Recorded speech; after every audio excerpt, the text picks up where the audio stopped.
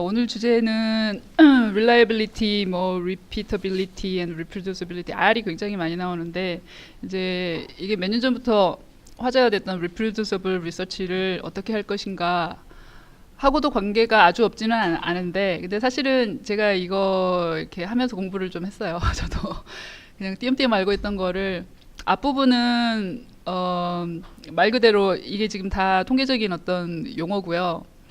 그 방법론이 있고 퀀티파이 하는 또 방법이 있고 그렇게 쭉 얘기를 할 건데, 사실 그 뒷부분에 초점을 맞추려다가 지금 앞부분이 훨씬 더 많은데요 오늘. 근데 그 이유가 하다 보니까 많이 질문 들어오는 그 내용하고 다 관련이 있더라고요. 그 평소에 연구하실 때 통계적으로 어떠한 퀀티티를 써야 되는지 그거하고 사실은 굉장히 관련이 많은 내용입니다 오늘은.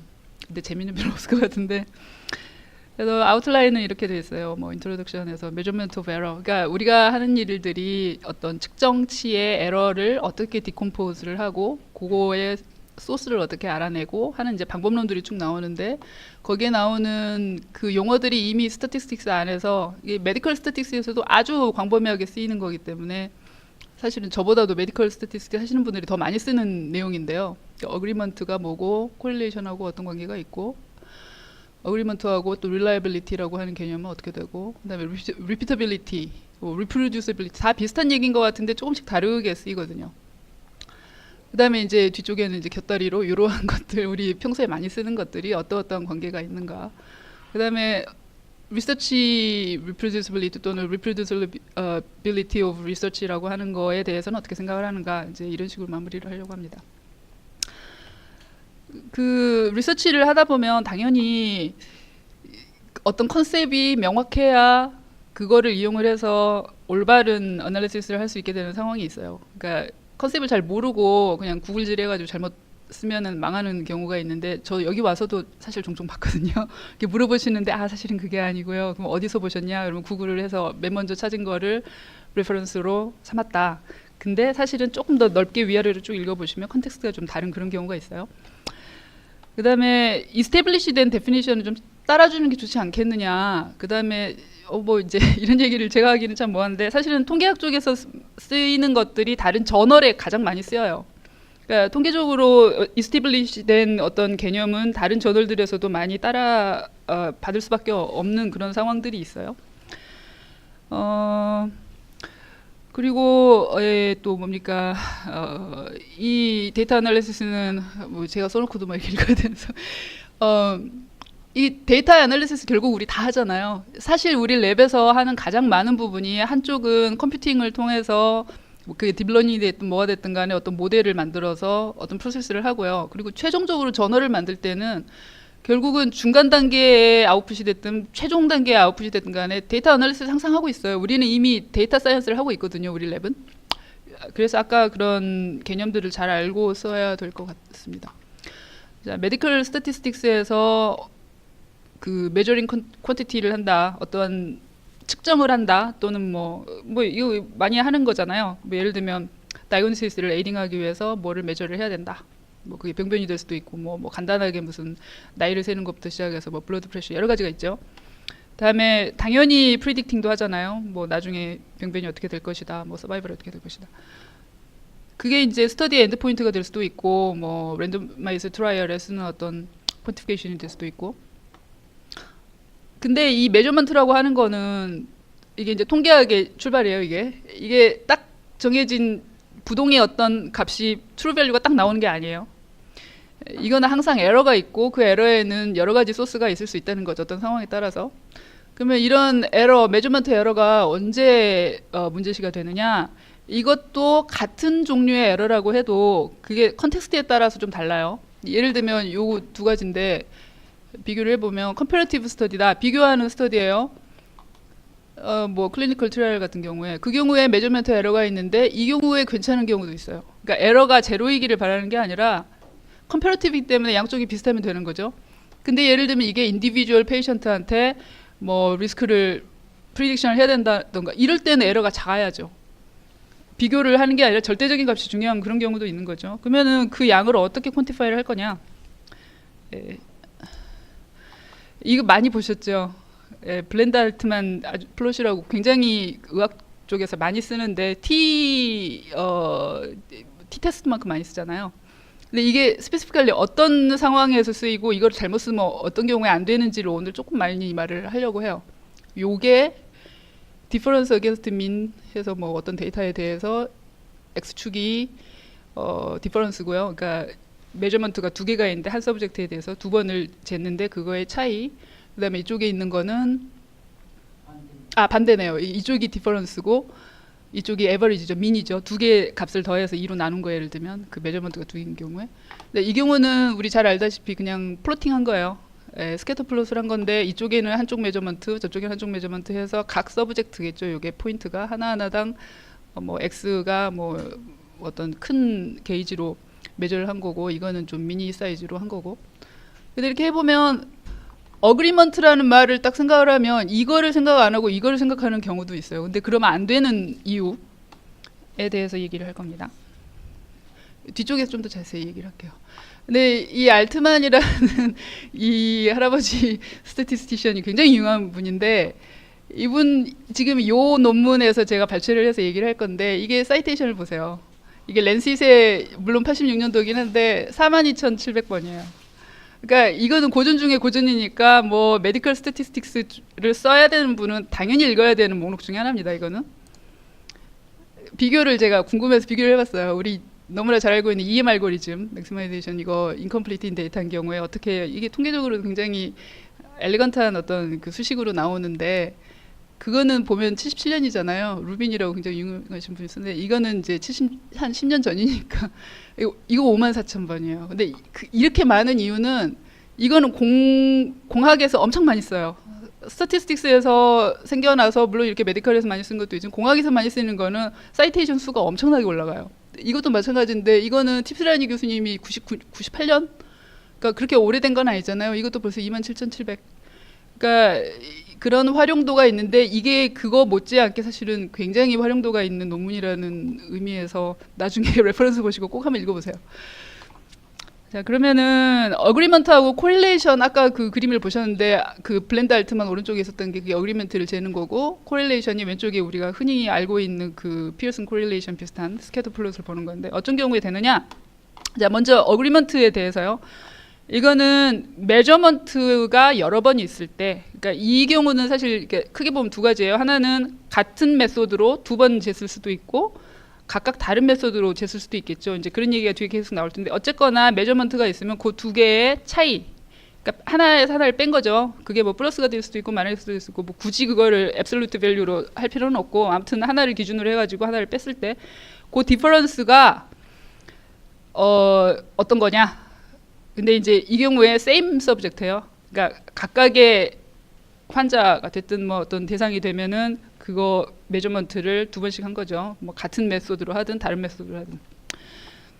이제 이 경우 어그리먼트는 또 특징이 뭐냐면 메저먼트 한 거하고 그 디퍼런스만 빼기만 했으니까 유니트가 똑같겠죠. 스케일이 똑같아요. 근데 뒤에 보면은 그 어그리먼트 말고 아까 보였죠. 뭐 reliability 같은 경우에 그 경우엔 유니트가 달라요. 그건 이제 비율로 나오기 때문에 유니트가 없어지죠. 그러니까 그게 어떤 상황에서는 이게 메저먼트가 살아있는 게 더 나을 때가 있고 어떤 경우는 메저먼트가 없이 이렇게 비율로 나오는 게 더 나올 수도 있겠죠. 그러니까 해석을 해야 되는 어떤 상황에 따라서 다르다는 얘기고 그 다음에 이거는 conditions of measuring 그러니까 측정하고 있을 당시의 상황 이렇게 두리뭉술하게 얘기를 했지만 예를 들면 뭐 몇 날 며칠에 했느냐 뭐 예를 들면 같은 사람이 했느냐 굉장히 중요한 거잖아요. 어떤 메저를 할 때 기계가 하기도 하지만 그럼 어떤 기계가 했느냐 뭐 어떤 브랜드의 어떤 기계 굉장히 디테일이 많아요. 쉽게 말하면 컨트롤을 해야 되는 어떤 요소들이 굉장히 많이 있는 거고 그런 컨디션에 디펜드하죠. 그 다음에 이 어그리먼트라고 하는 거는 그 메저하는 방법론이 여러 가지가 있을 수 있잖아요. 여러 가지 방법이 있을 텐데 예를 들면 거리를 잰다고 하면 자를 가지고 쫙 늘여가지고 재는 방법도 있겠지만 레이저를 쏠 수도 있고 여러 가지 방법이 있잖아요. 그 메소드 자체에 디펜던트한 그 메소드 자체의 캐릭터리스틱 그 특징이라고 하는 거고요. 그러니까 이거는 이제 그 다음 얘기하고 같은데 서브젝트 자체의 파퓰레이션 안에 있는 어떤 베리어빌리티라든가 거기하고는 무관하다는 거죠. 그러니까 이거는 순수하게 메저먼트에서 메저먼트 에러를 보는 거예요. 그게 메저먼트 메소드가 가 있을 때는 메소드 사이의 에러일 수 있고, 그게 아니고 같은 메소드를 썼을 경우에도 그 메소드 자체에 내재되어 있는 어떤 베리어빌리티를 잰다는 뜻입니다. 그러면은 방금 그 얘기한 그 디퍼런스, 두 메저먼트 사이의 디퍼런스의 소스가 어디냐? 여기 방금 얘기를 했지만 디퍼런트 메소드에서도 올 수 있고, 그 다음에 여기서 말하는 바이어스는 그 우리가 흔하게 얘기하는 그 바이어스하고 조금 달라요. 여기서 말하는 바이어스는 그냥 차이예요. 근데 이제 두 메소드 사이의 차이에 의한 것일 수도 있고, 아까 잠깐 말씀드렸지만 옵서버, 그 레이터, 예를 들면 뭐 스코어링을 한다던가 하면 우리도 항상 그 MD나 어떤 사람들이 이렇게 인볼브가 되잖아요. 그 경우에 옵서버에 따라 다를 수 있고, 마찬가지로 그 두 사람 사이에 바이어스에 해당하는 부분이 있다고 하면 그거에도 영향을 받는다는 얘기입니다. 그러면은 코릴레이션을 잘못 쓰는 경우가 있어요. 어그리먼트를 재야 되는데 코릴레이션을 잘못 쓰는 경우가 있는데, 거기에 대해서 이제 그 아까 블렌덴 알트만 논문을 읽어보면 이렇게 쭉 나오는데, 예를 들면 이제 뒤에 또 말이 나오겠지만 두 가지 방법, 메저하는 방법이 다른 경우에 그거를 두 경우를 비교하는 경우가 많아요. 우리도 그런 경우 많잖아요. 예를 들면 옛날에는 이러이러한 기준으로 뭐 환자의 뭐 어떤 특징들을 쟀었는데 그거보다 더 이피션트하거나 그보다 더 환자한테 영향이 덜 갈 것 같은데 같은 종류의 것을 메저를 하면서 그게 옛날 거만큼 좋으면 되는 거예요. 이제 좀 상황이 비슷하잖아요. 예를 들면 사람이 눈으로 봐서 이렇게 막 구별할 수 있는 거를 우리는 인공지능한테 시키죠.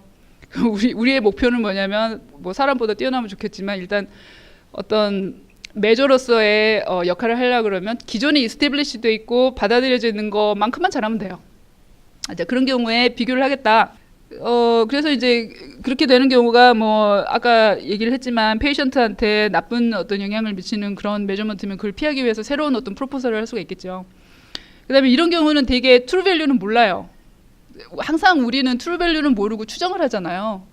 예를 들면 파퓰레이션에 뭐 전수조사를 다 해가지고 키를 정확하게 재지 않는 한 진짜 트루 밸류는 모르잖아요. 그래서 뭐 여러 가지 방법인데 샘플을 뽑아가지고 뭐 샘플 민을 구해가지고 그걸 여러 번 해가지고 뭐 추정을 한다던가 한 에스티메이트라고 하는 부분이 나오죠.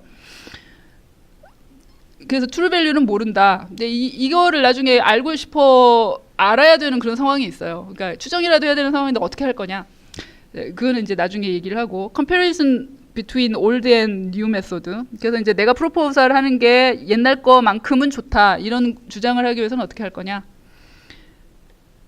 보면 다시 아까 그 그림으로 돌아와서 여기 보면은 지금 그 잘못된 경우를 아까 얘기를 시작을 했잖아요. 어떤 경우에 그러느냐. 옛날에 기존 메저먼트가 있고 내가 프로포즈하고 있는 메저먼트가 있어요. 근데 둘 다 비슷한 결과를 갖기를 원하잖아요. 지금 우리 고울이 그거잖아요. 그럼 당연히 메저먼트 양쪽에 재놓은 게 코릴레이션이 높겠죠. 낮으면 왜 해요 그거를. 당연히 경향이 높겠죠. 근데 이제 여기서 캐비에트가 뭐냐면 코릴레이션이 별로 예를 들면 어그리먼트가 별로 이렇게 잘 일치하는 게 아닌데도 불구하고 코릴레이션이 높게 나올 수도 있어요. 그런 경우에 못 모르고 어그리먼트를 재야 되는 상황에서 코릴레이션을 하면 코릴레이션 막 9점 얼마다 높다 그러고 자기 메저먼트 괜찮다 이렇게 착각을 하는 수가 있는데 그러면 안 된다는 얘기거든요. 여기 보면 이렇게 예를 들면 레인지를 요걸로만 이렇게 봤어요. 메저를 요 아래쪽만 했어요. 근데 여기 이렇게 보면 얘는 코릴레이션이 그렇게 높지 않을 수도 있어요. 위쪽을 보면 위쪽이 좀 더 코릴레이션이 높을 수 있잖아요. 이렇게 집중이 돼 있으면 대개는 라인 근처에 잘 있지만 근데 그 양쪽에 있는 데이터를 더해가지고 보면 레인지가 넓어지죠. 그러면서 코릴레이션이 훨씬 세져요. 그게 이렇게 착시 비슷한 건데 사실 어그리먼트하고 별 상관없이 그런 일이 일어나거든요. 그런 케이스에 대해서 얘기를 하는 게 이런 거예요. 예를 들면 뱃속에 아기가 있는데 아기가 몇 주나 됐을까 하고 예측을 해야 되잖아요. 사실 그 잉태된 순간을 정확하게 모르는 경우가 많이 있으니까 뭐 플러스 마이너스 1, 2주 정도로 이제 측정을 하는데 어떤 방법으로 해보니까 35주라고 했던 아기가 다른 방법으로 해보니까 34주다 아니면 뭐 39.5주다 뭐 이 정도로 나온 거예요. 굉장히 차이가 많이 나죠. 이거를 합치면요. R이 꽤 높게 나와요. 이거 사실 어그리 잘 안 하는 것 같잖아요. 35주하고 39.5면 이거 지금 애 곧 낳아야 되는 상황인데 이건 좀 한 달이 더 어리다고 하는 거잖아요. 그게 마지막 한 달 사이 애들이 살이 많이 찌거든요. 좀 많이 무거워지고. 근데 그거를 다르게 하는 거니까 이게 어그리먼트가 상당히 안 좋은 상황인데도 불구하고 R은 꽤 높아요. 0.85로 나와요. 또 다른 케이스에 보면은 그 마찬가지인데 이제 이거를 보면은 이렇게 너무 쓴 사람이 좀 이렇게 웃긴다는 식으로 비웃고 있는데 코릴레이션이 0.992로 꽤 이미 높아요. 사실 0.992면 엄청 높은 거죠. 근데 거기에다가 material improvement를 했다 그러고는 약간 높였어요. 소수 좀 세자짜리에서. 근데 그 했던 짓이 뭐냐면 아까 얘기한 것처럼 양쪽의 메저먼트를 더해가지고 이렇게 길게 쭉 늘린 거예요. 그러면 코릴레이션이 조금 더 높아지게. 도대체 0.99가 이미 됐는데 거기에서 material improvement라고 하는 게 도대체 무슨 뜻이냐 우리 한번 생각을 해봐야 되겠다 이런 식으로 이제 비꼬고 있는 그런 글인데, 그래서 어그리먼트하고 코릴레이션은 다르다는 거. 그래서 코릴레이션을 쓰지 말아야 될 상황이 있다는 걸 먼저 인식을 하시고요. 어떤 메저먼트 두 가지를 비교를 하고 싶어요. 성능 비교를. 그러면은 물론 뭐 코릴레이션을 찍어봐도 좋은데 코릴레이션 이미 안 좋으면 그거 별로 안 좋은 메저먼트겠죠. 그건 뭐 이미 말할 필요도 없는 거고, 그게 아니고 이 경우에는 어그리먼트를 보자. 이건 이제 되게 다 아까 말씀도 드렸고 다 아시는 얘기지만, 예를 들면 S1이라는 메저먼트가 하나가 있고 다른 메소드로 S2라는 메저먼트가 있어요. 그러면 두 개 더해가지고 2로 나눈 거예요. 그게 X축이고 그 사이에 디퍼런스를 뺐어요. 그러니까 0보다 클 수도 있고 작을 수도 있겠죠. 뭐 그걸 이렇게 플롯을 그려요. 그러고 나서 그런 값들의 민선을 이렇게 쭉 그어요. 우리가 원하는 거는 두 번째 방법이 첫 번째 방법에 필적하다 그러면 민이 좀 0 근처에 있으면 좋겠죠. 그 다음에 문제예요. 그러면은 얘가 얼마나 가까이 있어야 좋다고 할 것인가, 너무 벗어나지 않다고 할 것이냐. 그러니까 다시 말해서 이 바이어스라고 해야 되나요? 이 디퍼런스, 이게 넓어지면 넓어질수록 lack of agreement잖아요. 말하자면 뭐 이제 우리가 그 평소에 얘기하는 바이어스하고는 조금 달라요. 데피니션이 좀 다르잖아요. 원래 바이어스는 우리가 에스티메이트 하고자 하는 양의 익스펙테이션에서 우리의 에스티메이트 값을 뺀 거잖아요. 근데 이제 그렇게 엄밀한 뜻은 아니고, 아무튼 그 차이가 크면 클수록 안 좋은 건데, 그러면 그걸 얼마로 제한을 할 거냐라는 의미에서 90% limits of agreement라고 하는 계산 방법을 제한을 하는데, 이게 굉장히 간단한 거예요. 사실은 이거 디퍼런스 값들이 이렇게 쌍이 나올 거 아니에요. S1 빼기 S2들이 이렇게 n 사람의 그 서브젝트에 대해서 했으면 n개가 나올 텐데, 그거를 n으로 다 더해가지고 n으로 나눈 거죠. 그리고 바가 있는 게 되게 이제 샘플 미니니까 거기서 플러스 마이너스 1.96, 이거 이제 그 Z 스코어잖아요. 95%타일에 해당하는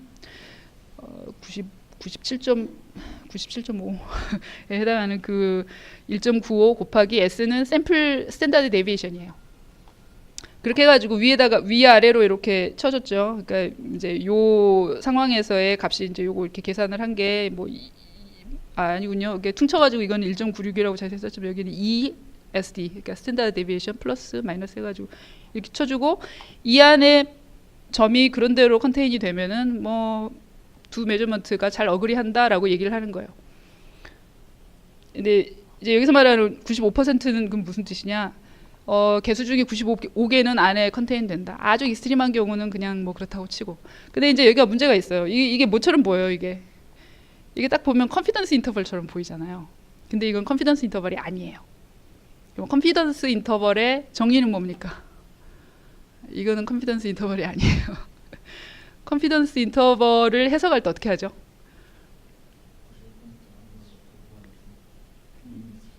네, 그 정답이 아니에요.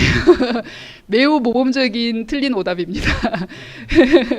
방금 뭐라고 해주셨냐면 95%의 확률로 그 구간 안에 true mean이 들어갈 거다. 그 확률이다라고 얘기를 하셨는데, 그게 이제 그걸 노리고 문제를 내요. 근데 정답은 그게 아니라 그 구간 안에 true mean이 있을 거라고 생각을 하잖아요. 근데 그게 0 아니면 1이에요. 사실은 이거를 수도 없이 많이 했을 때, 그러니까 다시 말하면 컨피던스 인터벌은 가운데 있는 샘플 민에 따라서 하나씩 생길 거 아니에요. 그러니까 샘플을 한 번 할 때마다 하나씩 생기는 거거든요. 그걸 예를 들면 100번을 했어요. 그러면 100번 중에 95번은 컨테인 할 거다. 비슷한 것 같은데 좀 다르거든요. 만약에 아까 답하신 것처럼 95%의 확률로 컨테인 한다라고 하는 그거를 구하고 싶으면 그건 베이지안으로 가야 돼요. 베이지안으로 가면 그거는 컨피던스 인터벌이라고 안 부르고 크레더블 인터벌이라고 부르고, 그거를 계산하는 방법이 따로 있습니다. 방금 말씀드린 게 굉장히 중요한데요. 왜냐하면 요즘 p-밸류 가지고 말이 많잖아요. 그때 대신 컨피던스 인터벌을 보여주라. 그리고 그 해석을 제대로 할 줄 알아야 돼요. 쓰는 사람도 알아야 되고 물론 그러면 어쩔 때 컨피던스 인터벌을 쓰느냐? 에스티메이트가 있으면 컨피던스 인터벌을 되도록이면 같이 내야 돼요. 전후를 할 때. 그게 포인트 에스티메이트가 됐든 예를 들면 파퓰레이션의 민을 모르니까 샘플 민을 했잖아요. 그럼 그 샘플 민이라고 하는 건 에스티메이터잖아요. 그 에스티메이터의 컨피던스 인터벌을 계산할 수 있어요. 샘플 스탠더드 디비에이션을 뽑을 수 있으니까. 근데 예를 들면 구간 추정도 있어요. 점 추정이 아니고 구간 추정하는 경우도 있죠. 그러면 구간 추정을 할 때 그렇게 뭐 이렇게 복잡한 그 매스메리컬 스티스가 있지만 어쨌거나 어퍼 바운드가 있고 로어 바운드가 있죠. 그러면 그 각자가 사실은 그게 에스티메이터예요. 그것도.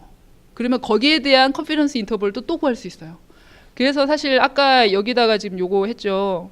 여기 안에 보면 이게 다 에스티메이터거든요. 그러면 이 로어 바운드도 에스티메이터고 게다가 여기 그 샘플 스탠더드 디비에이션도 들어가 있으니까 이것도 마찬가지로 어퍼 바운드도 에스티메이터니까 거기에 대한 컨피던스 인터벌을 보여줘야 되겠죠. 그런 짓을 합니다. 뒤에 사진 조금 뒤에 나오는데 그때 보여드릴게요. 근데 어쨌거나 95% 리미트 오브 어그리먼트라고 하는 거를 이렇게 줄을 쳐가지고 그 안에 대략 95%가 들어가는가 안 들어가는 걸 보겠다. 그래서 대부분 다 이 안에 컨테인돼 있으면 어그리먼트가 어느 정도 됐다라고 이제 인정을 하고 프로포즈를 하는 그 메저먼트를 이스태블리시 된 거 대신에 써도 된다. 이제 이런 결론을 내는 거죠. 그럼 이제 여기서 보면은 그 디퍼런스의 샘플 민 이거는 노멀 디스트리뷰션을 따른다? 대개는 그래요. 왜 그럴까요? 그게 뭐 메저먼트가 여러 가지일 수 있잖아요. 뭐 블러드 프레셔가 됐든 뭐가 됐든 간에. 근데 두 메소드로 쟀는데 그거의 디퍼런스 값을 했어요. 그러면 사실 메저먼트 에러끼리만 남은 거거든요. 알맹이 쏙 빠진 거잖아요. 근데 대개 에러라고 하는 거는 노멀을 따라요. 그래서 이 경우에는 노멀 디스트리뷰션을 따른다고 가정을 해도 거의 무리가 없어요. 대부분의 경우에는. 이 경우에 중심극한 정리는 사실 노멀이 아니어도 따르거든요. 개수가 많아지고 그 샘플을 재면 물론 이것도 샘플이니까. 예. 메저먼트가 두 개 있고 x 빼기 x1 빼기 x2를 y라고 놓고 지금 그려 놓은 거잖아요.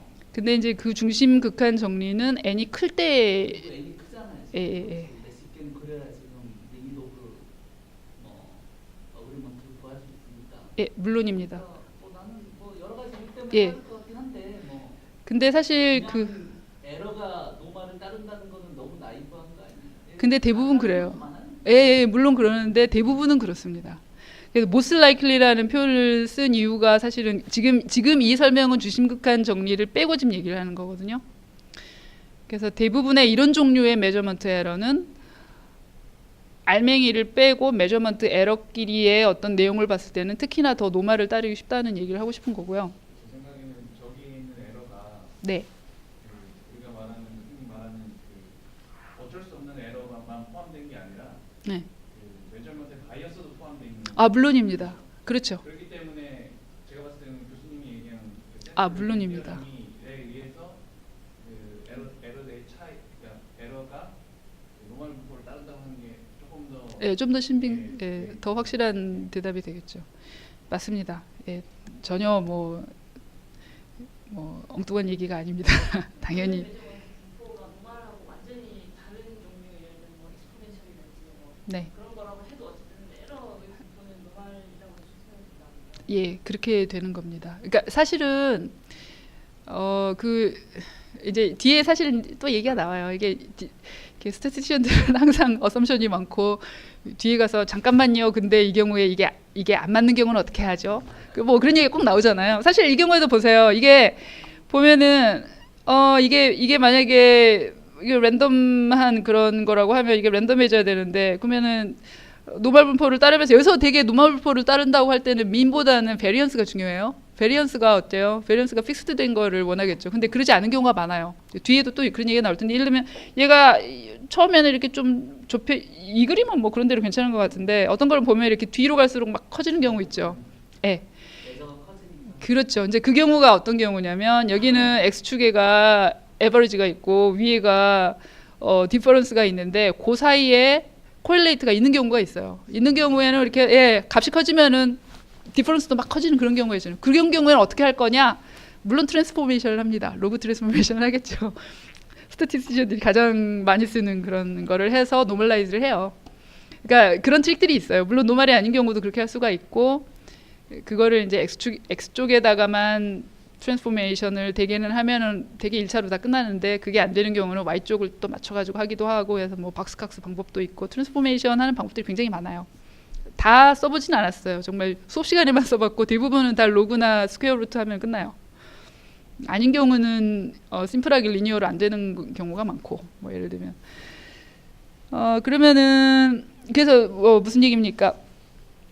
그 리미트 오브 어그리먼트 아까 요 이렇게 줄 쳐놓은 거, 걔들도 에스티메이트니까 그러면은 근데 이거 자체는 컨피던스 인터벌이 아니다. 아까 그 얘기 했었죠. 그래서 나중에 보면 컨피던스 인터벌을 이렇게 위아래로 각각 쳐줘요. 이렇게 또 95%로 그런 그림이 나중에 나올 거고. 여기 있네요. 이런 식으로 계산을 할 수가 있다는 거죠.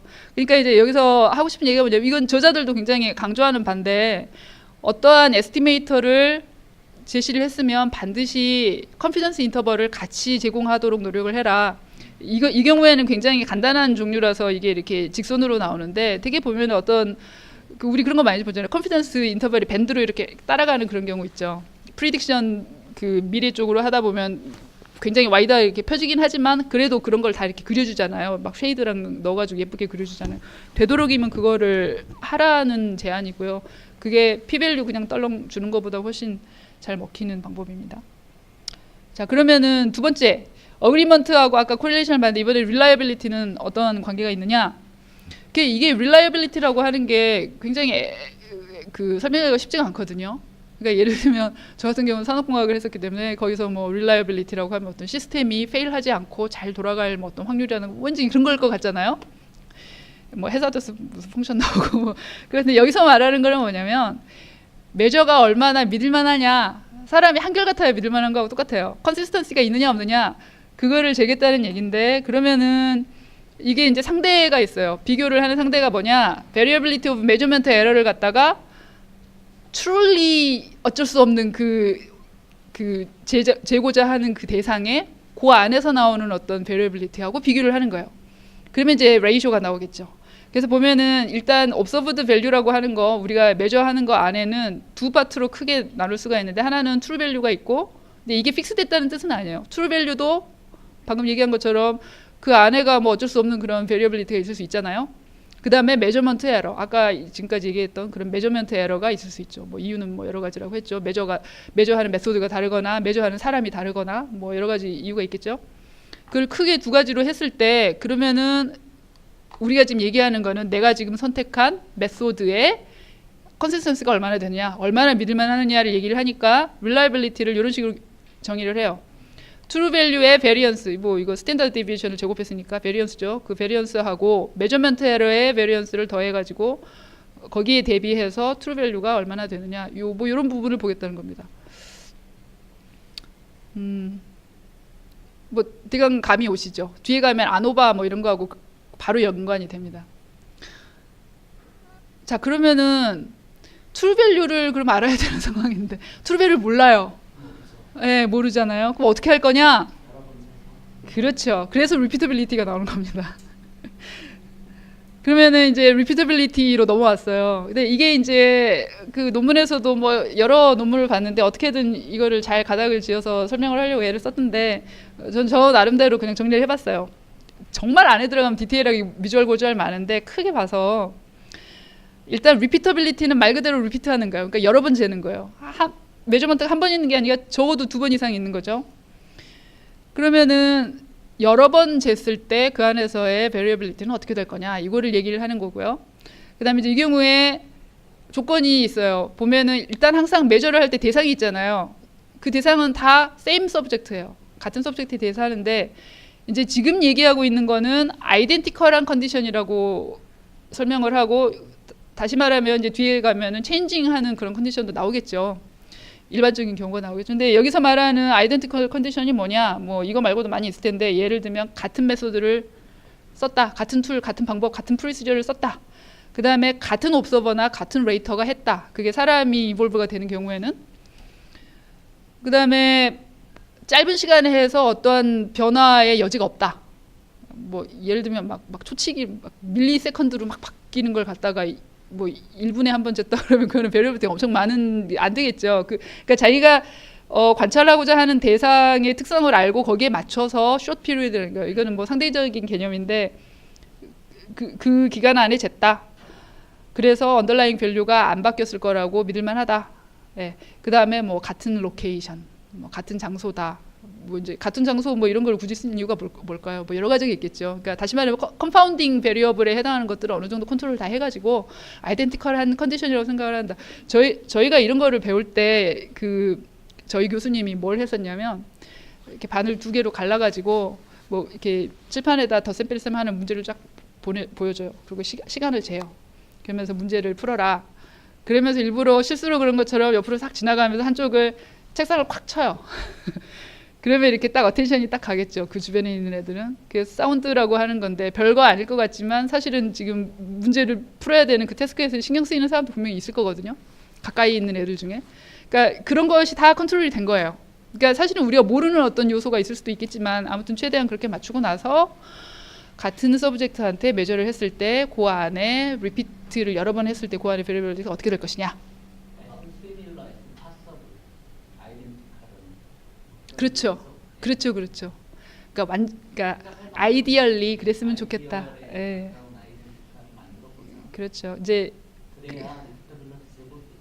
그렇죠. 그러니까 아이디얼리 그렇다는 거고 그게 뭐 현실적으로 안 되는 경우도 많겠죠. 이제 여러 번째에서 트루 값을 안다는 건 노이즈가 랜덤하게 생겨서 서로 상쇄된다는 가정. 그렇죠. 있는 거죠. 그러니까 그렇죠. 한쪽으로만 생기는 노이즈는 계속 하나면 되고. 그 이제 횟수를 늘려가지고 어떻게든 커버를 하려고 하겠죠. 뭐 이제 물론 이제 그 안에 여기도 보면은 숏 피리어드 오브 타임이다 어쩌다 이제 어떤 피리어드라고 하는 게 나오는데, 예, 굉장히 철학적인 얘기가 많이 나와요. 이게 숏 피리어드 타임으로 봤을 때는 굉장히 랜덤해 보이는 게 사실 롱텀으로 봤을 때는 아닐 수도 있고요. 롱텀으로 봤을 때는 완전 노이즈인데, 예, 예를 들면 주식 같은 거. 예, 주식에 뭐 S&P 뭐 50 뭐 이런 거 가지고 이렇게 타임 시리즈 가지고 이렇게 프리딕션 해보면 숏텀에는 뭔가 트렌드가 있는 것처럼 보여요. 그러니까 막 이렇게 뭔가를 하잖아요. 근데 그걸 롱텀으로 보면은 거의 화이트 노이즈에 가깝거든요. 그러니까 어떤 룰에 의해서 뭐 이렇게 하는 거지.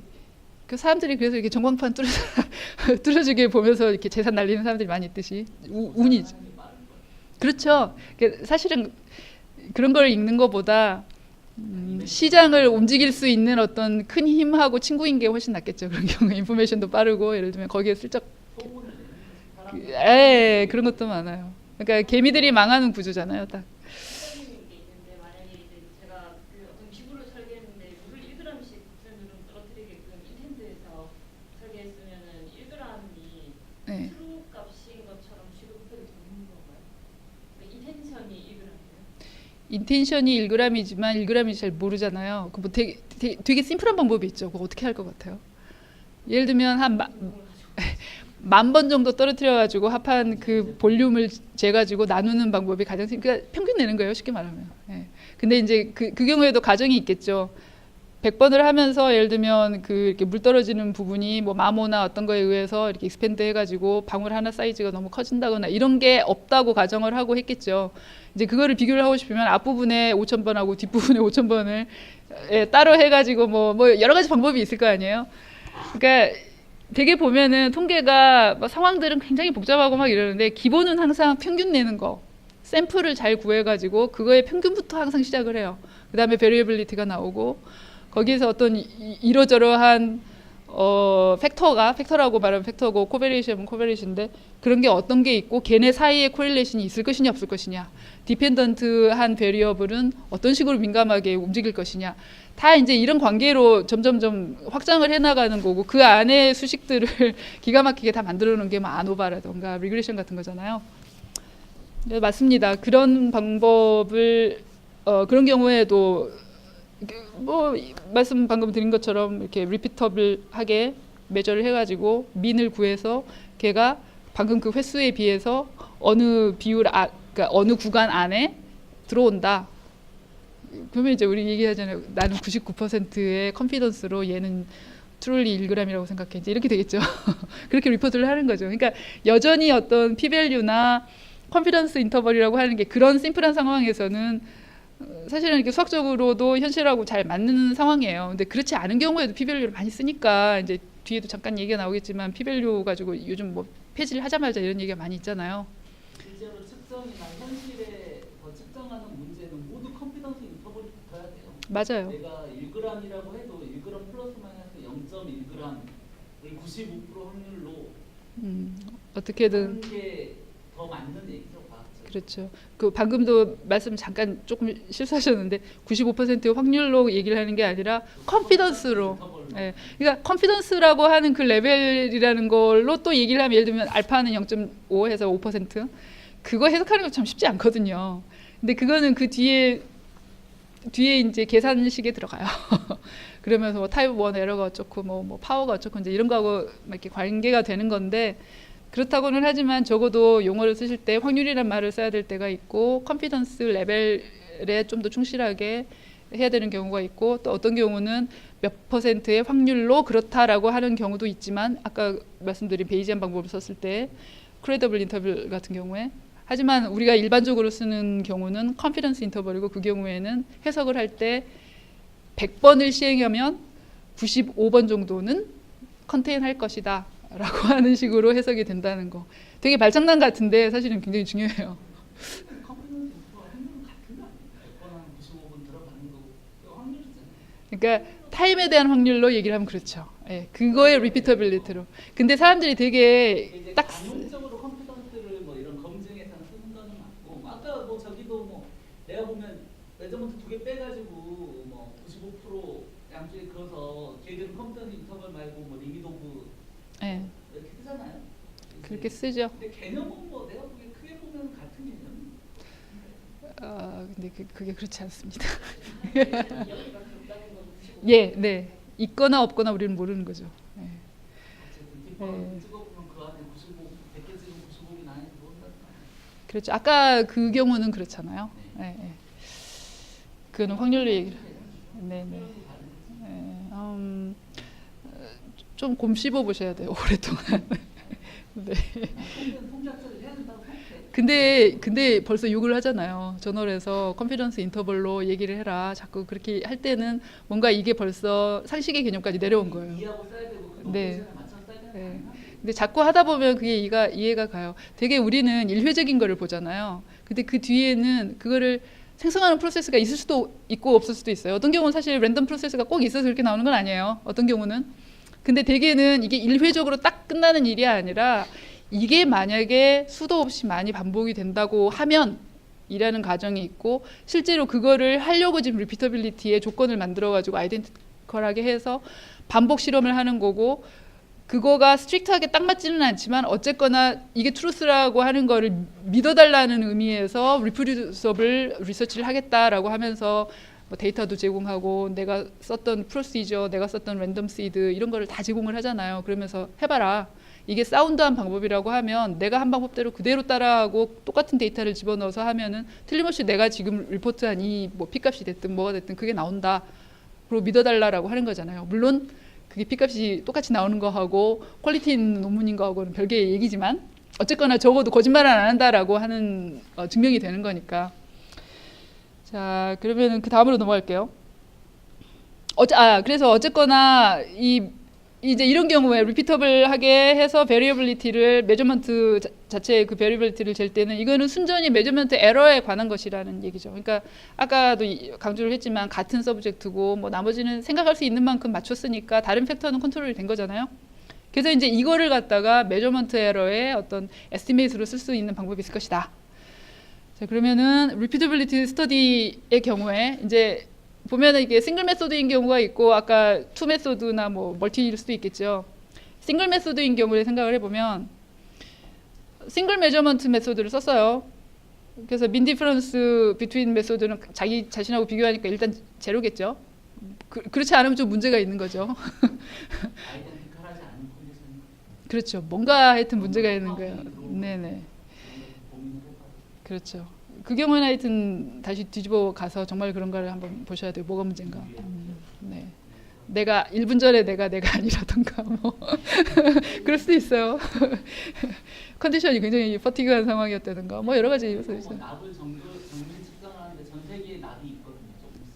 요즘 이제 뭐 대기 중에 엑스레이 방사능 핵 실험해가지고 모든 철에 지금 방사능 동영상 붙어 있거든요. 네, 아주 그렇죠. 정교한 방사능 측정기를 만들려 그러면 핵 실험하기 전 1950년 전에 바닷속에 예, 가는 맞아요. 배에서 꺼내서 만들어야 되거든요. 네, 그렇죠. 그렇죠. 그런 문제가 될 수 있죠. 그것도 있는 것 같아요. 그렇죠. 그러니까 사실 우리가 과학이라고 생각하는 게 이런 수정 과정이 없으면 과학이 아니고 그냥 맹신이겠죠. 예. 항상 뭔가 에러는 있는 거고. 과학을 안 했다고 생각하지 마세요. 그렇죠. 몰랐을 나중에 뿐이지. 하면 안 되는 거죠. 그러니까 사운드한 방법을 통해서 수정을 할 수 있으면 수정을 하는 거고 뭐 패러다임이 바뀌어야 되면 바뀌어야 되는 거.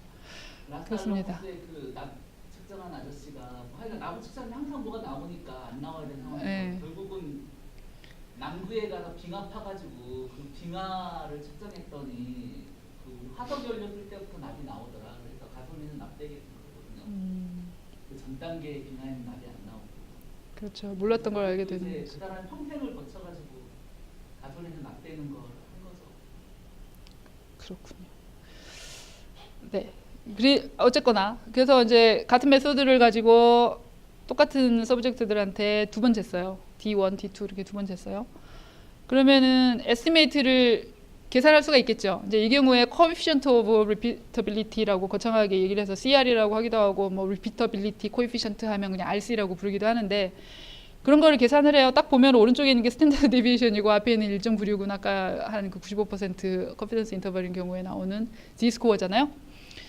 그걸로 계산을 할 수가 있어요. 이거 그냥 에스티메이트예요.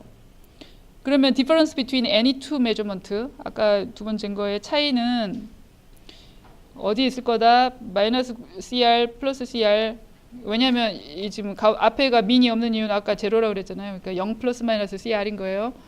그게 95%의 서브젝트는 요 안에 들어갈 거다라고 하는 에스티메이트가 나왔죠. 그러니까 당연히 이것도 예.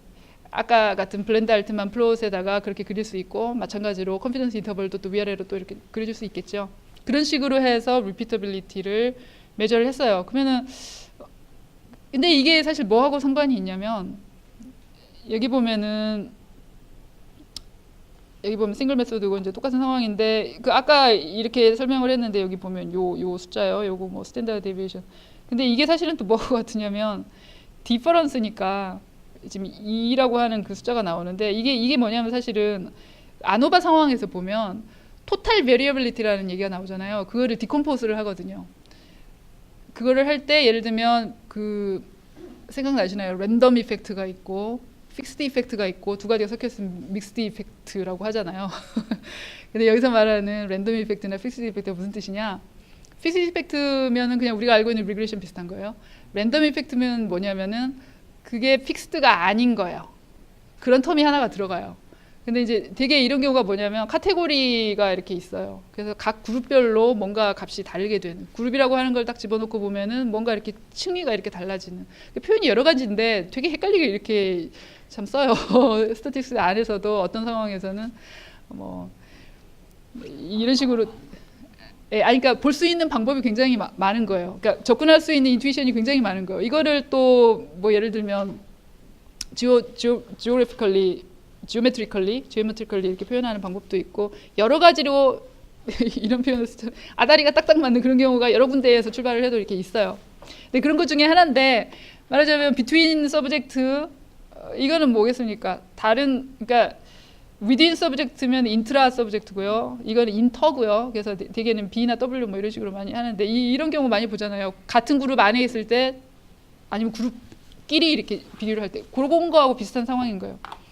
그럼 여기서 말하는 within subject variance에 해당하는 건데 그 왜 그러느냐? 같은 서브젝트에 대해서 계속 메저를 했잖아요. 같은 방법으로. 다시 말하면 요 within subject variance가 결국은 메저먼트 자체의 에러에서 오는 거하고 같은 얘기가 되는 거예요. 그러니까 repeatability 뭐 이런 게 뭐하고 상관이 있냐면 뒤에 보면 ICC하고 상관이 있어요. 이거 많이 쓰시죠? 이게 이제 인트라 클래스 뭐 코릴레이션 코에피션트. 예. 그래서 이것도 있고 CCC도 있죠. 그런 콘코던스인데 ICC하고 CCC는 대부분 거의 뭐 디지트 세 자리 정도에서 조금 다를 정도 대부분은 같아요. 근데 제가 이번에 이렇게 막 찾아보니까 아닌 경우가 있더라고요. 근데 그게 뭐 fMRI 무슨 연구였는데 한 10년쯤 됐을까? 근데 거기에서는 ICC를 쓰는 게 아니라 CCC를 쓰는 게 더 나았던가 하는 그런 좀 차이가 많이 나오는 어떤 특이한 상황이 있었던 것 같아요. 근데 그게 아니고 대부분의 쓰는 상황에서는 ICC나 CCC나 거의 같은 결과로 해석도 되고 뭐 수식도 그렇게 생겼고. 근데 이제 이 경우에는 또 이게 골치 아픈 게 ICC라고 하고는 예를 들면 뭐 스테타나 뭐 세스나 SPSS 이런 걸 써보면 그 통계 패키지마다 부르는 이름들이 조금씩 또 달라요. 같은 거를 갖다가. 근데 그거를 구별을 하는 거를 뒤에 잠깐 보여드릴 텐데 어쨌거나 네, 여기에서 이제 중요한 건 뭐냐? 여기서 말하는 이 reliability는 그러면 요 식에서 보시면 여기 보면 두 텀이잖아요. 뭐 둘 중에 하나의 레이쇼를 본 거니까. 근데 여기 두 텀인데 요게 바로 subject within subject variability고 지금 우리 지금 그거를 갖다가 reliability로 하는데 자 극단적인 경우에 어떨까요? 그러니까 이게 무슨 뜻이냐면 개인차가 예를 들면 애들 키를 재는데 키 차이가 막 5cm씩 뭐 2cm씩 이렇게 난다고 쳐요. 근데 잣대가 10cm짜리예요. 그러면 이거는 바보 같은 잣대잖아요. 베리빌리티가 너무 크죠. 아무 소용이 없겠죠. 릴라이블 하지가 않아요. 뭐 그렇게 쉽게 표현을 하기가 쉽지는 않은데 예를 들면 얘로 재면은 뭐 한 번은 10cm가 작았다, 한 번은 10cm가 크게 나왔다 이럴 거 아니에요. 뭐 다시 10분의 1로 쪼개고 뭐 이럴 거 아니면 그러니까 그런 상황과 같은 건데 극단적으로 어떠느냐 메저먼트 에러가 제로면 릴라이빌리티는 1이겠죠. 그리고 이제 반대의 경우에 메저먼트 에러가 한없이 커지면 어떻게 돼요? 그러면 릴라이빌리티가 0으로 떨어지겠죠. 그러니까 우리가 원하는 상황은 메저먼트 에러가 작기를 원하는 거고 메저먼트 에러가 작다는 얘기는 아까 뭐하고 같다 그랬냐면 within subject, within 자기 안에서의 그 variability가 작다는 얘기니까 뭐예요? population이 homogeneous하다는 얘기예요. 그러니까 우리가 지금 재고자 하는 그 서브젝트가 뽑혀 나온 population이 heterogeneous하냐 아니면 homogeneous 하느냐에 디펜드 한다는 얘기예요. 릴라이빌리티도. 뭔가 이렇게 연결이 안 될 것 같은 게 사실은 그렇게 연결이 되는 거죠. 자, 그래서 무슨 얘기를 하냐면 내가 새로운 메저먼트를 개발을 했어요. 그래서 기존에 쓰던 걸 리플레이스를 하고 싶은데 근데 사람들이 사실은 그렇게만 딱 리포트를 하면 아 이거를 내 상황에 갖다가 애플리케이션을 해도 될까 안 될까 하고 고민하는 상황이 되는데 그게 어떤 경우냐면 호모지니어스한 어떤 파퓰레이션 그룹에다가 얘를 어플라이를 하면 얼마만큼의 차이가 있을 거냐 이제 이거는 잘 모르겠는 거예요. 그러니까 그런 경우도 같이 리포트를 해서 해주면 더 친절하지 않겠느냐 뭐 이제 그런 공고 사항이고 그래서 이게 재밌는 게 아무튼 within 또는 between subject standard deviation하고 ICC가 같이 제공이 되는 게 가장 바람직하다라는 얘기예요. 그러니까 ICC만 또는 그 reliability라고 하는 어떤 그 뭐 파라미터라고도 하고 그것만 달랑 리포트하지 말고 기왕이면 그 상황에서 within인 경우는 얼마고 between해서 이렇게 헤테로지니티가 있을 때는 얼마고 이거를 같이 리포트를 하면 나중에 어쨌거나 내가 프로포즈하는 메소드를 사람들이 많이 쓰기를 바라고 지금 프로포즈를 하는 거니까 그 경우에 훨씬 더 신빙성 있고 뭔가 믿을만해서 서브젝트는 렌즈 알프만의 뭐 어그리먼트 리밋으로 하면 될 것 같은데 비트윈 서브젝트의 어그리먼트는 뭐로 해요? 그게 ICC입니다. ICC가 종류가 여러 가지예요. 네. ICC라는 건데 알겠죠? 네, 그러니까 그 ICC랑 일단 뭔가 좀 다른 게 네, 그러니까 ICC만 그러니까 reliability라고 해서 ICC만 리포트하지 말고 상황이 호모지니어스한 경우하고 헤테로지니어스한 경우를 내가 먼저 다 이렇게 계산을 해가지고 할 수 있으면 나한테 그런 샘플이 다 있으면 기왕이면 그러면 좋잖아요. 여러 가지 경우에 써보고 그 경우에 ICC가 각각 얼마였다 하는 식으로 귀뜸을 해주면 이 방법을 더 쉽게 채택하지 않겠느냐라는 의미에서 이제 같이 이 부분을 이거랑 같이 리포트를 하면 좋겠다 뭐 이런 얘기예요. 뭐 그냥 공고 사항인데 하면 좋을 것 같아요. 저 같으면. 실제로 블렌드 알츠만의 F 축이 예. 그 비트윈 서브젝트의 메저먼트 에러를 표현하는 거잖아요. 그 샘플 자체가 여러 한 점이 한 서브젝트이기 때문에 F 축에 여러 점이 찍힌다는 건 여러 서브젝트를 보고 있는 거죠. 그렇죠. 여러 서브젝트를 보고 있는 거죠. 그 축에 따라서 시스테믹한 바이어스가 뭐 아까 뭐 퍼져 나가냐, 뭐 줄어드냐, 그렇죠, 그렇죠. 예. 프로세스 마이너스로 가냐, 뭐 이런 거가 물론 비트윈 서브젝트의 Very- 보여주는 거잖아요. 그렇죠. 긍정적이긴 하지만 예, 맞습니다. 그 자체가 그래서 사실은 항상 보면은 이것뿐만이 아니에요. 그 리니어 리그레션 같은 경우에도 그래서 플롯을 항상 보면서 다시 이렇게 리피트를 하거든요. 뭔가 하기 전에 예, 무조건 스캐터 플롯부터 시작을 해서 뭐 노멀 QQ 플롯 그렇죠. 그런 걸 해서 일단 파일럿처럼 한번 쫙 돌려보고 마지막에 다이그노스틱한 플롯을 여러 가지를 보잖아요. 뭐 이게 아웃라이어가 있는지, 뭐 베리언스 인플레이션이 있는지 없는지 그런 거를 다 보고 이 아웃라이어를 어떻게 처리할 건지 고민을 많이 한 다음에 여러 스텝이에요. 그러니까 사실은 머신러닝도 여러 스텝이지만 이렇게 강력하게 어썸션을 두고 모델 자체는 심플한 것 같지만 하는 프로시저를 보면 굉장히 반복적이잖아요. 잘 맞는 상황을 만들어 가지고 해야 맞는 결과가 나오고 해석도 제대로 할 수 있고. 데이터와의 대화가 필요한. 그렇죠. 멋있는 표현이네요. 데이터와의 대화를 해야 된다고. 맞습니다. 데이터와의 대화. 그러니까 자기 데이터를 잘 알아야 돼요. 들여다보면 들여다볼 그 뭐랄까 이렇게 퍼스펙티브가 굉장히 여러 군데예요. 처음에 그냥 딱 보면 되게 재미없는 매트릭스처럼 생겼는데 알고 보면 뭐 단위를 잘못 쓰고 있을 수도 있고 뭐 여러 가지 문제가 있는 거죠. 트랜스포메이션을 잘못하면 또 안 되는 경우도 있고 반드시 해야 되는 경우도 있고 뭐. 그다음에 이제 또 설명을 해야 되는 건 이 데이터를 가지고 누구하고 또 대화를 할 거냐. 나한테 이거를 맡긴 클라이언트한테 열심히 설득을 하고 설명을 해야 되는데 나는 이 프로시저를 다 머릿속에 가지고 있어요. 그냥 맨날 며칠 이거를 붙잡고 했으니까. 근데 설명하기가 너무 쉽지 않은 거예요. 그러면은 정확도를 조금 포기를 하더라도 좀 더 심플한 모델로 설명하기 좋은 방법으로 계산을 해가지고 던져요. 그래서 사실은 바이오 스태티스티션들이 로지스틱을 넘어가지 않는 경우가 많아요. 정말로 설명할 수 있는 건 딱 거기까지인 것 같아요. 쉽게 설명할 수 있는 건. 그보다 좀 더 가면은 감이 안 오는 거예요. 얘가 제대로 했는지 안 했는지. 믿더라도 하여간 뭔가 찝찝한 거죠. 자, 그렇습니다. 그러면은 reproducibility 스터디는 아까 그거하고 좀 다르잖아요. 앞에서 repeatability고 아까 뭐라고 그랬어요? 컨스턴트한 컨디션이라고 했잖아요. 아이덴티컬하게. 근데 그 중에 어떤 거 하나가 달라지면 이제 어떻게 할 거냐? 그거를 얘기를 하는 거예요. 그 경우에도 reproducible하게 하려면 뭐 뭔가 이제 시도를 하겠죠. 그래서 여기 보면은 이게 근데 사실 내용이 너무 많아서 제가 다 못할 것 같아서 딱 간단하게 추렸어요. 그러니까 reproducibility 스터디도 몇 가지 타입으로 나눌 수가 있는 거예요. 예를 들면 아까는 싱글 메소드를 썼는데 이번에는 두 가지 경우의 메소드를 썼다. 그리고 옵서버나 레이터가 다른 경우. 아까는 한 사람이 똑같이 봤다고 한다고 하면 우리 그런 거 자주 하잖아요. 우리 실험실에서 자주 하는 것 중에 하나예요. 예를 들면 뭐 MD 선생님들 몇 분, 그것도 엑스퍼티스가 각각 연차가 다른 사람들한테 여러 번 시키잖아요. 그래서 옵서버들 사이의 관계도 보고 그거의 평균도 보고 우리 기계하고의 관계도 보고 뭐 이렇게 비교를 하잖아요. 그래서 사실은 이 부분도 굉장히 중요한 거고 그다음에 이게 그렇죠. 그다음에 메저먼트가 체인지예요. 오버 period of time 굉장히 그렇죠. 그래서 캘리브레이션도 해야 되고 마모가 있으면 리플레이스도 해야 되고 뭔가 다른 이유가 있으면 그걸 찾아야 되잖아요. 그러니까 그리고 이 세 가지가 다 믹스로 나타나기도 하고 이거 말고 지금 제가 안 쓴 것도 뭔가 많이 있겠죠. 그러니까 그런 경우를 다 포함을 해서 리프로듀서블한 스터디를 한다는 것은 무슨 뜻일까? 근데 너무 내용이 제가 많아서 거기에 대해서 각각 뭔가 릴라이빌리티를 리포트하는 방법도 있고 막 많이 있는데 그냥 논문을 읽어보시는 게 더 나을 수도 있어요. 이제 프리딕터블 이제 프리딕션을 해야 되는 상황에서는 당연히 익스트라빌리제이션으로 최종적인 어떤 결과를 내는 거죠.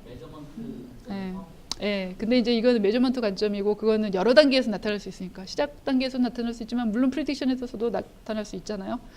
그러니까 이제 그런 관점에서 보면은 뭐 어떻게 할 거냐 그 계산 방법이 다 따로 있어요, 사실은. 그래서 뒤에 나오네요. 이제 이쯤에서 아까 ICC가 나왔으니까 아까 ICC 나오면서 아노바 나왔잖아요. 그래서 이제 하는 얘기인데 이게 coefficient of determination이라고 하는 거 아시죠? R 스퀘어. R 스퀘어 값 맨날 보잖아요. 그다음에 이제 이 경우는 보면은 그 심플 리그레션이라는 경우 있죠. 요런 식인데 요 코베리에이트가 딱 하나인 경우. 여러 개면 멀티플이고 멀티베리에이션이라고 하기도 하고 하나인 경우에는 이거 맨날 하는 얘기인데 coefficient of determination이라고 하는 게 R 스퀘어드라고 했죠. 그게 뭐하고 같으냐면 sample correlation coefficient하고 같아요. 그래서 얘는 대문자로 쓰고 이거 소문자로 쓰는데 이거 구별해야 돼요. 요거는 correlation coefficient 우리 제일 많이 얘기하는 피어슨 correlation coefficient잖아요. 그다음에 R 스퀘어드는 이제 요런 심플한 경우는 그냥 R 스퀘어드지만 사실은 이게 x가 2개, 3개 넘어가면은 adjusted R 스퀘어를 꼭 봐야 되죠. 그리고 그 경우에는 coefficient of determination이라고 안 하고 multiple coefficient of determination이라고 해서 계산법이 조금 달라지는데 비슷한 그룹이죠. 말을 하자면. 뭐 이거하고 ICC하고 뭔 상관일까? 왜냐면 아까 이런 것도 사실 제가 이제 이거를 그냥 던졌는데 아노바가 사실은 리그레션하고 똑같아요. 리그레션 알면 아노바 다 나오고요. 리그레션 해놓고 그 밑에 이렇게 나오는 값들을 보세요. 뭐 t 테스트 나오죠. 뭐 이렇게 그 페어 이렇게 비교하고 막 할 때 그거 f 테스트 나중에 계산하는 방법 보면 따라하면 다 똑같아요. 특히나 심플인 경우에는 t 테스트 그 값 제곱하면 f 테스트 값하고 똑같아요. 하여튼 뭐 그런 관계가 나오고 말하자면 t 테스트의 뭐 멀티플 연장이 f 테스트라고도 할 수가 있고 그다음에 여러 가지로 얘기를 할 수가 있는 게 예를 들면 풀 모델이라고 하는 거는 내가 가지고 있는 변수를 다 집어넣어서 돌렸을 경우에 어떤 베리어빌리티를 설명을 하는 그 경우에 어저스티드 R 스퀘어를 보는 거랑 그 중에서 좀 의미 없어 보이는 애들을 뺐어요. 그 리듀스드 모델이잖아요. 그 둘 사이에 어떤 베리어빌리티의 차이가 있고 하는 거를 비교를 해서 비율로 나타내는 게 그게 F 테스트거든요. F 테스트 보면은 아래쪽에다가 계속 풀을 넣고 위에다가 작은 걸 넣고 그 비율이 어떻게 차이가 있느냐 없느냐 막 이런 거 보잖아요. 이제 그 차이에서 어떤 변수 하나를 넣느냐 뺐느냐 그게 말하자면 걔네 민이 같으냐 다르냐 이런 거하고 더 이렇게 매치가 되고 하는 굉장히 재밌는 관계가 있는데 그래서 아노바를 아시고 싶으면 그냥 리그레션 공부하시면 돼요. 그럼 똑같아요. 나중에 설명하는 거 보면 똑같습니다. 그다음에 이제 아노바도 보면 뭐 2A 아노바다, 3A 아노바다 막 이런 얘기 하잖아요. 그래서 말하는 웨이가 뭘까요? 그렇죠. 팩터가 몇 개냐? 여기서 말하는 팩터라는 표현은 보통 때는 왜 코브레이시나 프리딕터라고 하면서 어쩔 때는 팩터라고 하느냐? 그 안에 보면 레벨이 있어요. 예, 그러니까 카테고리컬한 거죠. 예를 들면 섹스다. 그러면은 뭐 요즘은 뭐 여러 가지 젠더가 있지만 되게 전통적으로 뭐 F 아니면 M이잖아요. 피메일 아니면 메일. 뭐 이제 이런 식으로 카테고라이즈가 된다던가.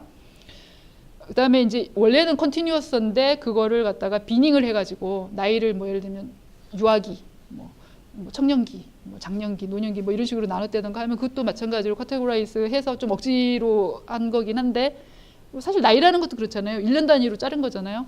그런 식으로 레벨을 만들어가지고 팩터처럼 취급을 할 수도 있겠죠. 그러니까 사실은 이런 것들을 많이 하다 보면 수학적인 개념에 대해서 다시 생각을 하게 돼요. 예를 들면 continuous variable의 의미는 뭘까? 예를 들면 변수가 원이에요. 몇 원? 1원, 2원, 3원 몇 원? 그거 continuous인가요? 아니면 discontinuous인가요? discrete인가요? 어떻게 생각하세요? 노미널이라고 봐야 되죠. 노미널. 나누면 나눠지잖아요. 그러니까 어떻게 취급하느냐에 따라 다른 거예요. 예. 그래서 그게 사실 이런 개념이 또 뭐가 있냐면 예를 들면 개수가 많아지면 컨티뉴어스에 가깝게 취급을 해요. 예. 컨티뉴어스에 가깝게 취급을 하고 개수가 작고 뭐 어떤 그런 식으로 이렇게 의도적으로라도 디스크리타이즈를 해야 되는 경우도 있고 그래야 더 의미가 있는 어떤 결과가 나올 때도 있고 예를 들면 그러니까 어떻게 보면 상대적인 거고 또 이제 통계에서 많이 하는 것 중에 파라메트릭한 모델이다, non 파라메트릭한 모델이다, 인비트윈에 있으면은 세미 파라메트릭이다 이런 얘기도 하잖아요. 그것도 마찬가지예요. 예를 들면 파라메트릭한 모델 중에 아주 대표적인 게 노말 분포죠. 노말 분포. 아니면 뭐 유니폼이다. 그러면 딱 정말 위점 아래점만 알고 있으면 다 정해지는 게 유니폼이듯이 마찬가지로 뭐 평균하고 베리언스만 알면은 완벽하게 딱 픽스가 되는 모든 게 다 설명이 되는 게 뭐 노말이다. 뭐 이렇게 되는 거잖아요. 근데 그게 우리가 보는 디스트리뷰션, 고양이 사진의 디스트리뷰션 이렇게 얘기를 하면 그렇게 간단하게 말 못하겠죠. 간단하게 말을 못하지만 머신러닝 상황에서 뭐라 그러냐면 파라메트릭 모델이라고 해요. 근데 그게 통계적으로 이렇게 생각하면 왜 저걸 갖다 파라메트릭을 하지 하고 헷갈렸어요. 저는 처음에. 왜냐하면 통계 쪽에서 봤을 때 파라메트릭 한 모델이라고 하는 거는 상당히 그런 수식적으로 굉장히 아날리티컬하게 드라이브도 잘 되고 여러 가지 어떤 그 의미에서 파라메트릭한 거고 그렇지 않은 경우는 개수가 점점 많아지고 자유도가 높아지면 그거는 non 파라메트릭이라고 부르거나 그 어떤 그런 부분을 포함을 해야 되는 경우는 세미 파라메트릭이라고 부르거든요. 대표적으로 예를 들면 콕스헤자드 모델 같은 경우에 파라메트릭한 부분이 있고 아닌 부분이 있거든요. 그거에 짬뽕 비슷한 거라서 그렇게 불러요. 근데 이제 프리스탄 식은 그렇죠. 어쨌든 모델은 그렇죠. 하고 그거를 정하는 유한계의 웨이트로 그렇죠. 학습을 시켜서 어쨌든 뭐 뭔지 잘 모르겠지만 분포를 학습을 했기 때문에 유한계 예. 그 경우에 파라미터라고 부르잖아요. 예. 안 해도 될까? 근데 기분이 나쁜 거예요. 왜냐면 통계학이 먼저 나왔기 때문에 헷갈리게 해서 기분이 나쁜 거예요. 그거 말고는 아무 이유 없어요. 사실은 그러니까 정의를 어떻게 해서 쓰느냐에 달려 있는 것 같아요. 파라메트릭하다, 논파라메트하다 뭐 이런 얘기도. 근데 이제 그게 분야를 넘나들다 보면 어떤 경우는 좀 존중을 해줬으면 싶을 때가 있어요. 사실은 그런 표현을 100년 넘게 썼는데 그걸 갖다 갑자기 예를 들면 또 그 뭐 이제 이런 얘기 나오면 저 혼자 궁시렁궁시렁 하는 것 같은데 예를 들면 통계 쪽에서 계속 얘기하고 있었던 무슨 뭐 MCMC 그 마콥심 몬테카를로로 이용을 해서 하는 어떤 그런 생성 모델들이 있잖아요. 베이지안. 근데 요즘 가만 보니까 그거를 머신러닝 쪽에서는 뭐 플로우 모델이라고 또 이름을 따로 해가지고 부르더라고요. 플로우 모델. 그래서 저게 플로우가 또 뭔 뜻인가 하고 봤더니 뭐 그 얘기예요. 그래서 시퀀셜하게 하는 거를 좀 더 이피션트하게 하는 방법이 뭐가 있고 그 경우에는 뭐 라이클리후드를 갖다가 뭐 바이어스가 거의 없이 프리딕트 할 수 있는 방법인데 어쩌고저쩌고 이제 이런 거 하고 무슨 겐하고 어떤 게 더 나으냐 그걸 하이브리드를 하면 어떤 개인이 있을 것이냐 어떤 상황에서 이제 이런 얘기가 되는 거거든요. 근데 전통적으로 저쪽에서 수학적으로 굉장히 오랫동안 연구해 왔고 이름이 다 있고 그 배경도 히스토리도 다 있는데 그거를 깡그리 무시를 하고 머신러닝 쪽에서 갑자기 이름을 지어서 쓰기 시작하면 헷갈려요. 이렇게 생각하는데 어떤 학문들은 발전과 세츄레이션이 되고 있는데 통계학은 이제 세츄레이션 돼가고 있잖아요. 아니라고 생각해요. 전혀. 뭐 새로운 개념 나오면 뭔가 틀렸다는 얘기부터 하잖아. 뭐 이 공부부터 하고 얘기하라 얘기가 잘 나오는데. 그거는 왜 그런 얘기를 하냐면 캄브리아 대폭발이 일어나면서 생물이 확 다양해지는 것처럼 지금 머신러닝 시대가 되면서 다 다시 볼 필요가 있거든. 근데 난 이게 나쁘다고 생각하지 않거든. 저는 나쁘다고 얘기를 한 게 아니라 무슨 말씀을 드리고 싶냐면 커뮤니케이션 아까도 앞에 얘기했지만 터미널로지가 컨퓨전을 일으켜서 잘못되는 경우가 있는데 그게 방금 같은 경우는 뭐냐면 역사는 발전하는 건데. 저는 통계학자들이 여기 굉장히 많이 들어와야 된다고 생각을 하는 사람이에요. 정말 과에서 미움받을 정도로 그렇게 생각을 하는 사람인데 저희 과에 가면은 워낙 막 옛날 분들이 많아서 뭐 그런 걸 하냐 머신러닝 그런 걸 이제 이렇게 얘기를 하는데 제가 공부를 해보니까 출발점이 어느 쪽이든 간에 커뮤니케이션이 많이 돼야 돼요. 근데 커뮤니케이션을 막는 것 중에 하나예요. 예를 들면 이런 아이디어를 알려면 러닝 커브가 있어요. 자기 분야에서 내동 다 알고 있는 얘기인데 그 얘기에서 한 발짝 나간 이쪽 사이드 얘기를 하는데 못 알아먹는 거예요. 그 저도 마찬가지로 그게 아까 얘기했던 것처럼 파라미터이든 non-parameter 이런 식으로 좀 생뚱맞게 아니 뭐 서로 자기만의 레셔널이 있긴 한데 그렇게 나오는 바람에 혼선이 굉장히 많아요.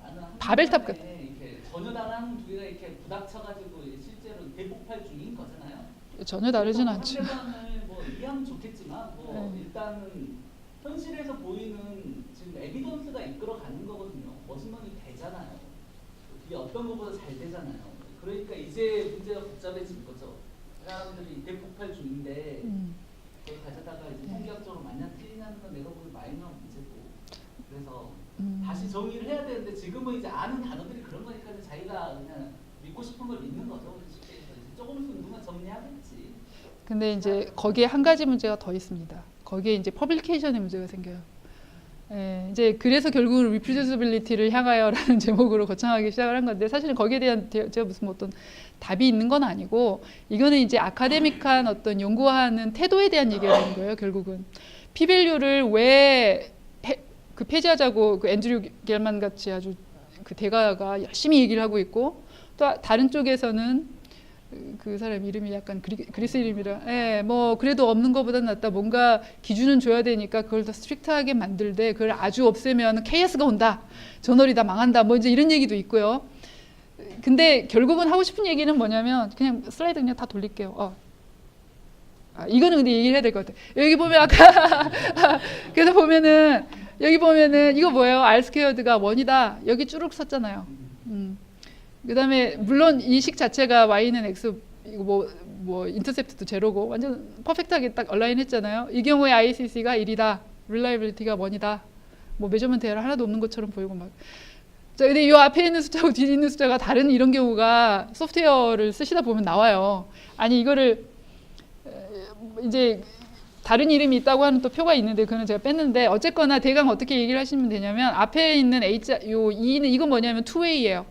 이거 원웨이고 싱글이고 이건 쓰리웨이고 뒤에 있는 일은 뭐냐면 여기서 지금 K 레이터 그러니까 옵서베이션을 한 사람이 계속 한 거예요. 근데 물론 둘 셋도 있겠죠. 그 경우는 어떻게 하느냐 뭐 에버리지 스코어를 내서 어쨌거나 집어넣어서 계산을 하는 그런 게 이제 소프트웨어가 많이 있어요.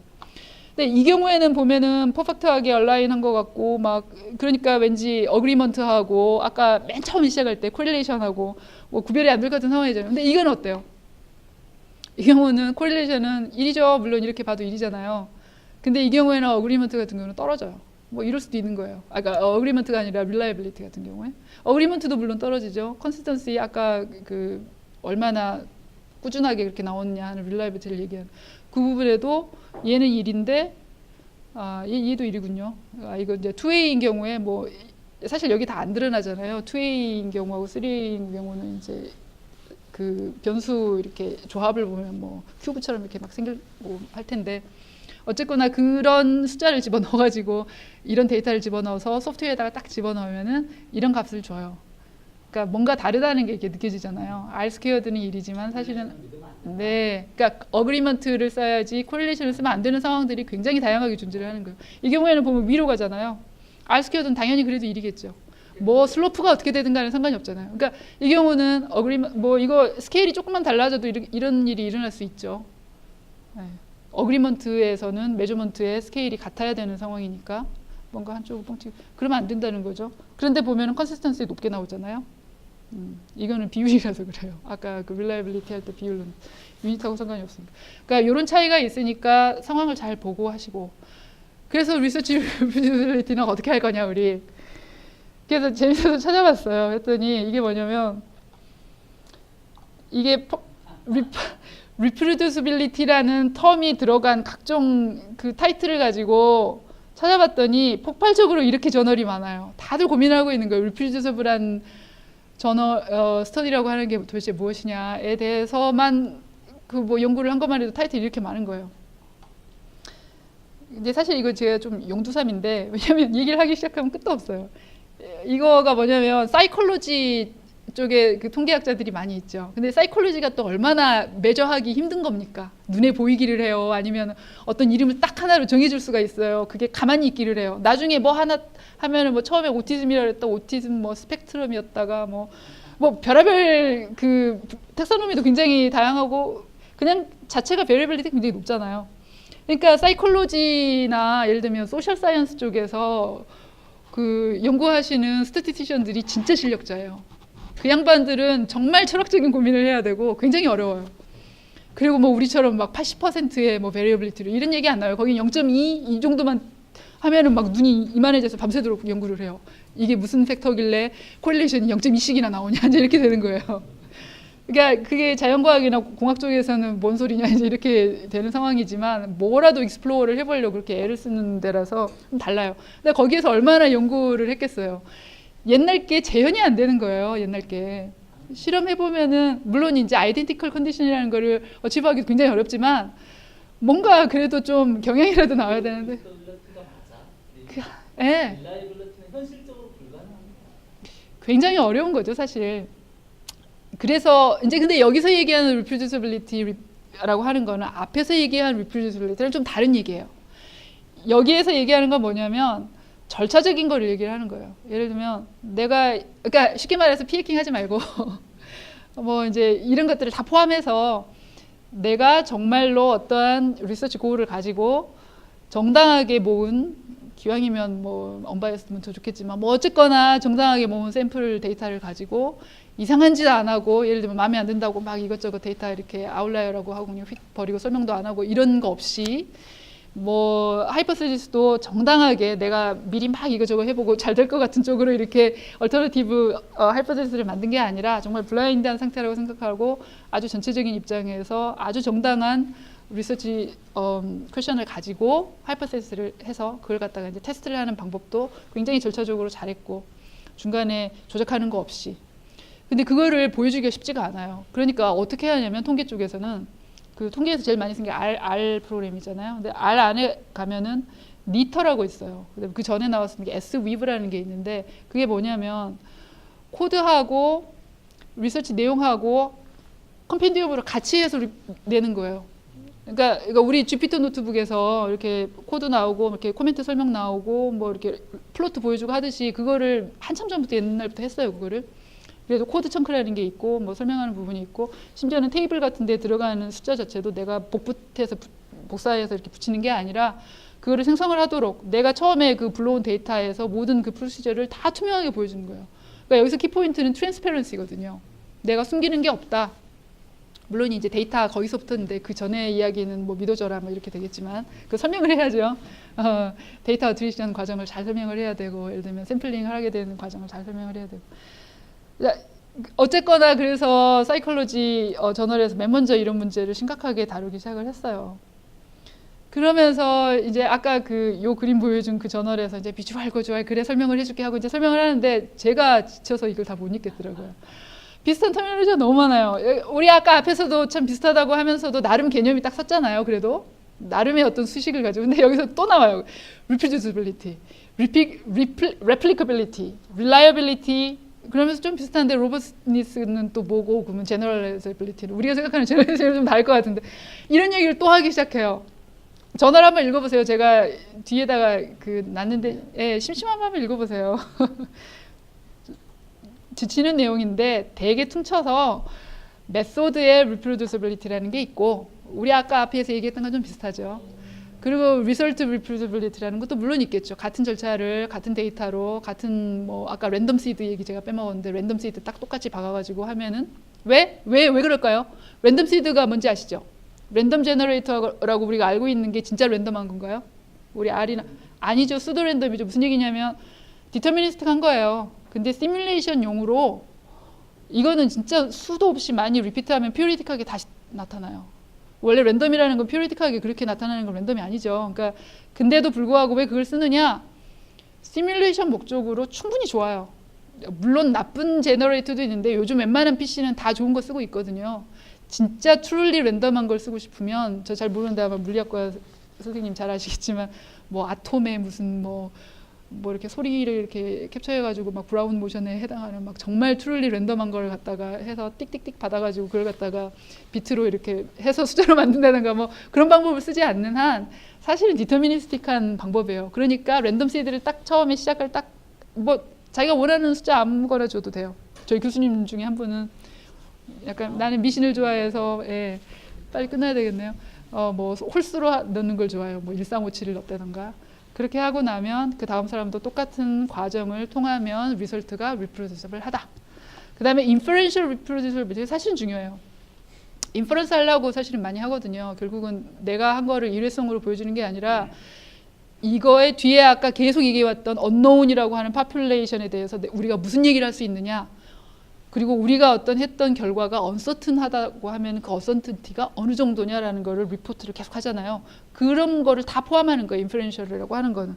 결과 한 번 딱 나온 것만 가지고 내가 쏟하다 하고 자랑하는 게 아니라 이게 쏟아일 가능성이 uncertainty가 얼마나 될까 이거 이제 생각해 봐야 되는 거예요.